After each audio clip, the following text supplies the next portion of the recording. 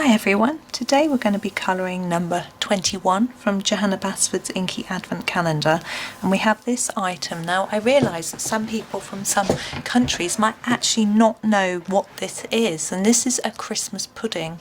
Traditionally a plum pudding, but these days any sorts of all sorts of dried fruit and things go in it. So we're going to start colouring. Now the Christmas puddings are usually very dark in colour, so I'm going to start with number 76 and just start doing a gentle layer of colour on the pudding while I chat to you about Christmas puddings. And in these days they don't tend to be spherical like this one. They tend to be in a little bowl, cooked in a little bowl, so they have a sort of flat top, which when you tip it out makes a flat bottom. And this bit tends to be flat on top as well, but this one looks fabulous. And a lot of people don't actually like Christmas pudding. It's very rich, fruity, sort of things like candied peel, sultanas and currants, that sort of thing would go in it. Often alcohol. There is a very strange, I think, tradition. Now I'm going to go over it in another layer of colour, of putting brandy on the top of the pudding and then setting it on fire. Now I don't really know why we do this and what it adds to the pudding, but I'm not a big alcohol drinker, so perhaps there's something there that I just haven't ever understood. And I always think, is it going to burn the pudding? But maybe it just burns the alcohol and doesn't burn the pudding. And I also think, what's the point of burning off alcohol, you know? But anyway, there's the Christmas pudding. Now on the top of this pudding we've got this lovely drizzly sauce.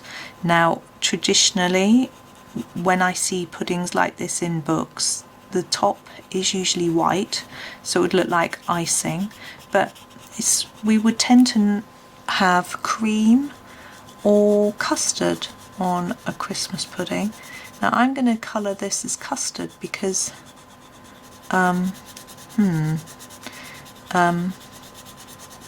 because it's not white, and white cream is a bit tricky. But I was thinking about doing a background for this picture, so I could possibly get away with white, but we'll see. I'm going to leave that for a while. I'm going to do this bit first.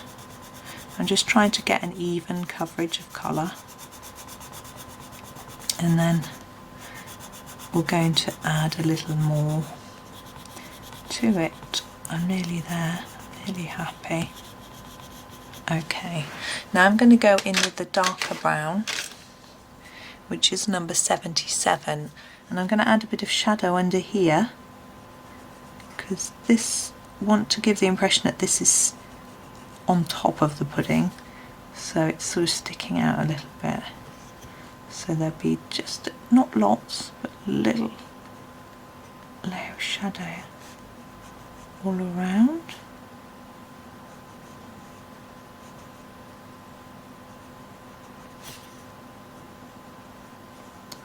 Sorry, I'm concentrating, trying to stay in the lines as best I can. I'm not succeeding brilliantly. But there we go. Now these little dots presumably are supposed to be the dried fruit. Now sometimes you might have cherries, I think, but I'm going to do them all dark as if they're sultanas. There are puddings these days which are chocolate, because some people just dislike their Christmas pudding so much that supermarkets and food manufacturers have cottoned on, and they start making a chocolate pudding instead for people who don't like Christmas pudding. There we go. But my children just have a mince pie or something, which again, you may not know what that is, but it's a sort of pastry with a dried fruit filling. This number 52 green, we're going to go in and do the holly next. Just checking you can see. I'll shift that, bring that up just a little bit. My tripod's in the way really. Now I've done a lot of holly on various pictures this Christmas. This one I'm going to do a solid green with this green. This is not, and then I'm going to take a darker green in a minute on it. So I'm going to do all the holly, the top and the bottom holly, and I'm going to keep it the same. Oh, I just knocked my picture. I think you can still see it. Gosh, I can't believe how close it's getting to Christmas. It seems to have flown by. But I'm hoping that the actual Christmas holiday won't fly by when I have my time off work. Maybe I'll get bored and that makes time go slowly, but I never get bored. There's always so much to do. I don't understand boredom. There's always something to do, whether, you know, it's always colouring to do. And if I'm not working, I like to colour, and there's sometimes a bit of TV to watch, things like that. Right, there's the green.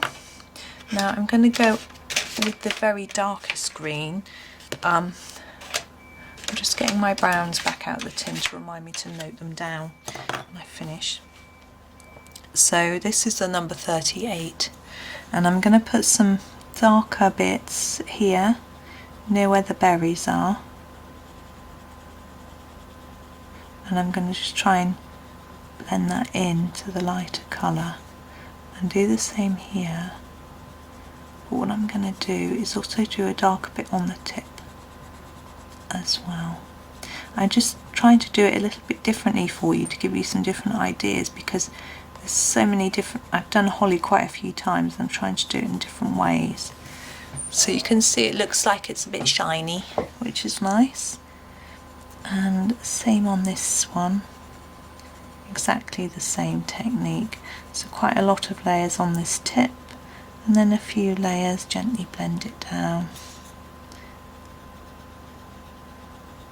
So something with this engine running outside, I don't know, I'm expecting a delivery today, so I don't know whether it's that.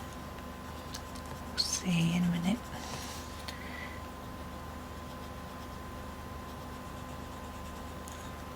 And that one.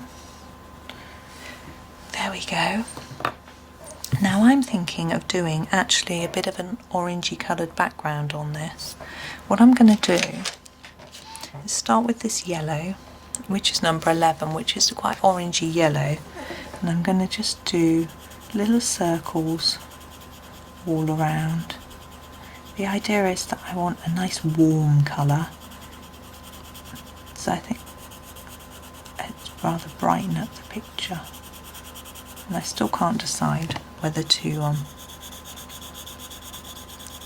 do custard or cream on my Christmas pudding. I realise we haven't done the holly berries and I'm jumping about all over the place, but I'm just, as an idea hits me, I'm going for it.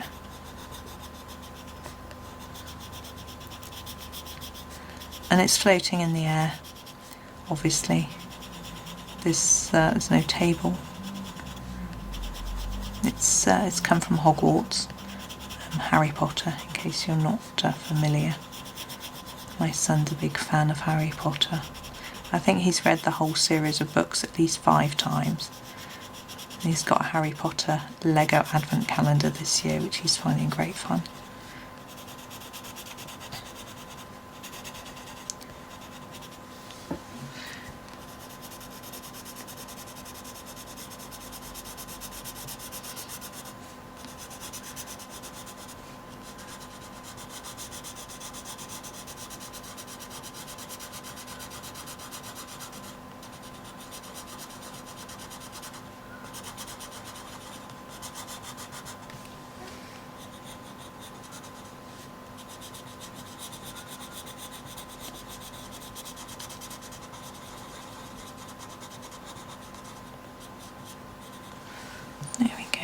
And I'm going to use some orange as well. Now I'm going to try and just straighten it up a little bit. I could have used a ruler to make it exactly square, but I'm not going to worry too much. I'm just going to make it rough. Though the one below is done with a ruler, but never mind. So that's the yellowy colour, and I'm going to go in with a bit of orange. I'm going to take quite a pale orange, which I've got the number 42. I'm just going to go on the edges with a bit of orange and just sort of blended in. I don't know why. I just feel like it warms it up even more.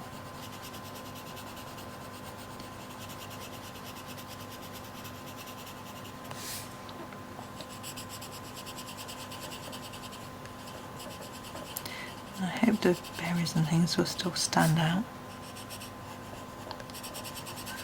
So I'm not doing the whole a lot of orange, just on those corners, just for a bit of interest. There we go. Right, berries, red. Now I'm thinking I'm going to start with number 2, which is a slightly orangey red.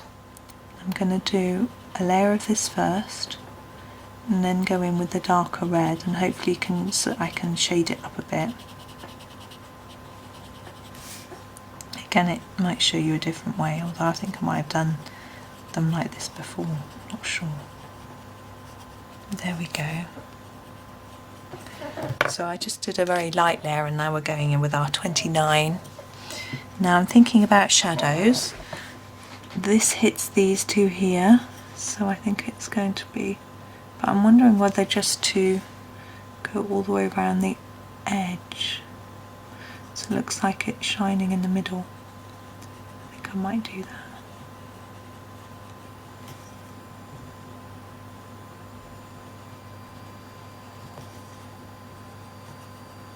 There we go.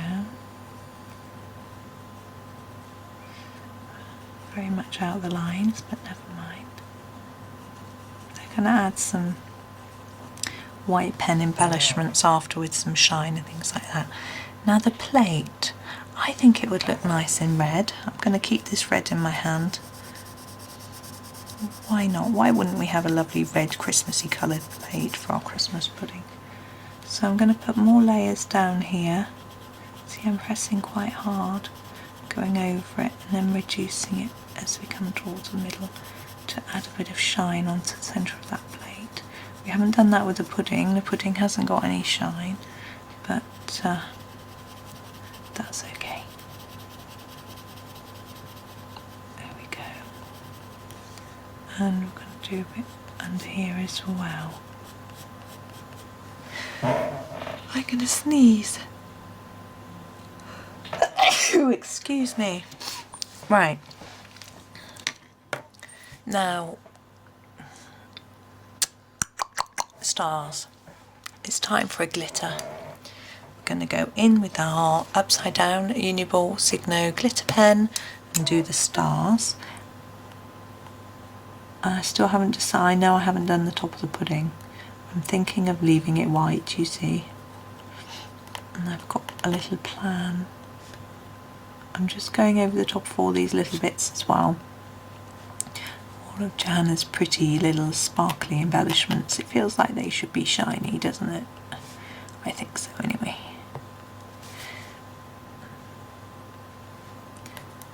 And here. A